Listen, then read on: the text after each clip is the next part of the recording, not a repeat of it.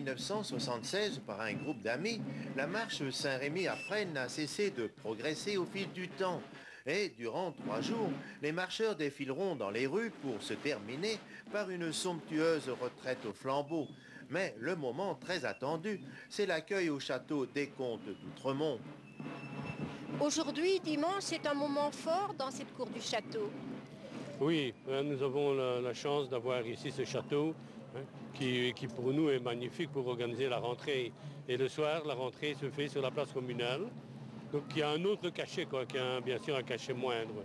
Mais c'est un moment fort parce que ça permet aux gens d'entrer dans le parc qui n'ont pas l'occasion puisque c'est un parc privé. Donc nous avons pas mal de personnes qui viennent pour voir le parc et surtout voir les marcheurs. Voilà.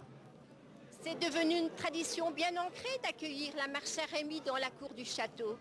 Bien, écoutez, comme il y a plus de 25 ans maintenant, je crois qu'on peut appeler ça une tradition bien ancrée et j'espère que ça continuera. C'est une autre facette du patrimoine de Presles? Oui, sûrement. Et c'est une facette à laquelle nous tenons énormément, mon mari et moi. Et ce que nous souhaitons faire, c'est de mettre en valeur ce patrimoine de l'Entre-Sambre-et-Meuse qui nous est très très cher.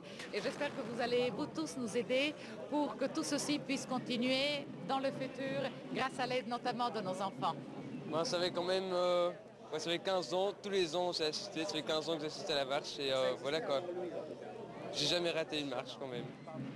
Mais pourquoi la marche Saint-Rémy?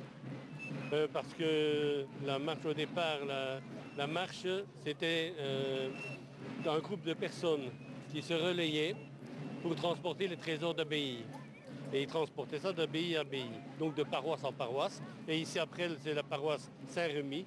Donc c'est pour ça que on appelle ça la marche Saint-Rémy. Donc au départ, ça a des fondements catholiques. L'escorte militaire servait à protéger les pèlerins surtout. C'est cela, effectivement. Effectivement, les pèlerins et tous ceux qui étaient chargés de convoyer les trésors d'abbaye, eh bien, étaient protégés par des gendarmes. Et alors, ces gens récoltaient sur les terrains de combat, récoltaient les fusils, les chapeaux, etc., tout l'armement militaire qu'ils pouvaient trouver. Et chez vous, l'amour du folklore, c'est en famille? Oui, bien sûr, bien sûr. Nous sommes ici, nous nous connaissons tous, nous sommes un petit village, nous nous connaissons tous et on parvient à créer deux marches en fait, puisqu'il y a une marche des jeunes et une marche je ne vais pas dire des vieux, mais des plus anciens. C'est-à-dire que nous avons créé parallèlement à cette grande marche, parallèlement donc à cette marche, nous avons créé une jeune compagnie qui ont vécu avec nous et qui automatiquement ont appris nos us et coutumes et donc votre fils est le président? C'est ça, mon fils est le président.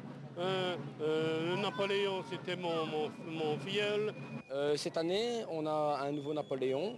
Donc c'est un jeune qui a pris la relève. L'ancien Napoléon a repris une fonction aussi importante dans la grande compagnie. Donc c'est pour nous quelque chose de vraiment important, la relève. Donc des jeunes qui prennent le relais des grands. Pour les grands, c'est important pour nous. Et on a également 2 canons chez les artilleurs.